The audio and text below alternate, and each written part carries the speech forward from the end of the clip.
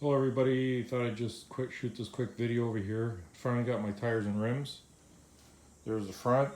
They're Ridler 8x18s in the front, and I got two 35 50/18 Pirelli PZero tires in the front.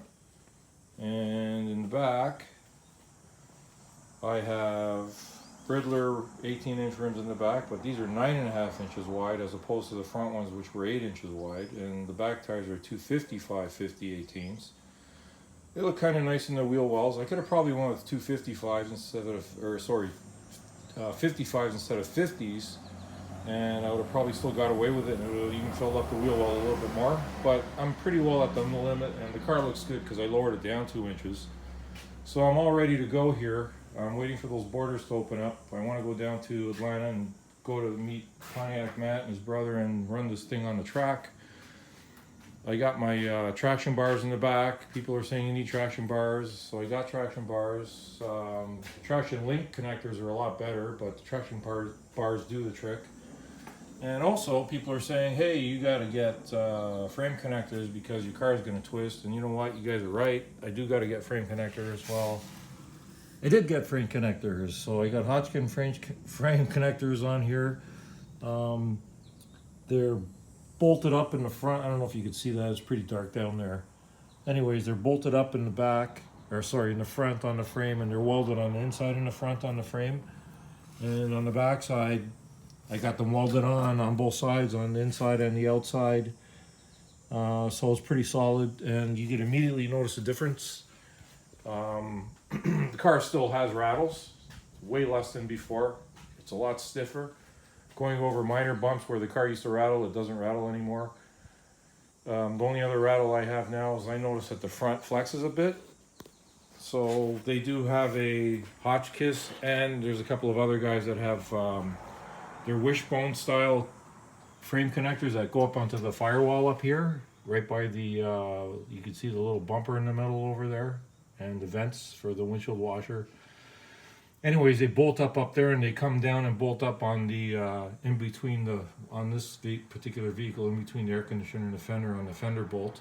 So you have to drill holes up on the firewall and attach it, and you'd have to unbolt the fender bolt. You'd have to take the hood off to do this, by the way, because you got to drill holes, and it's going to be kind of a pain with the hood in the way. And you got to attach it onto the fender, and the main part of the structure bolts onto the bolt on your control arm over here, the shim bolt, and that keeps the front end from flexing. That way when you go over a bump, you don't have the frame flexing, and then you got your spring and your shock and your suspension working. That'll keep it from flexing, and that'll keep the front end solid, and that'll eliminate a lot of rattles and creaks. But the only other rattles and creaks these cars really have is the doors, and it's because they got so many levers and rods inside the doors, and over time, you know, they start to rattle.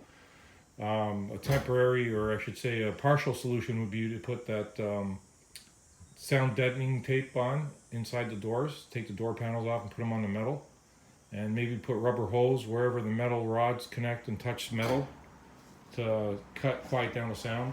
But other than that, there isn't any other rattling going on other than inside the doors and the front end flexing because of the design of the car itself.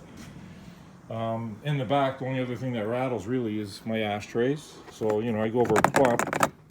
This one isn't that bad, but they rattle. They make noise when you go over a bump, and it sounds like there's something loose back there, where really there isn't.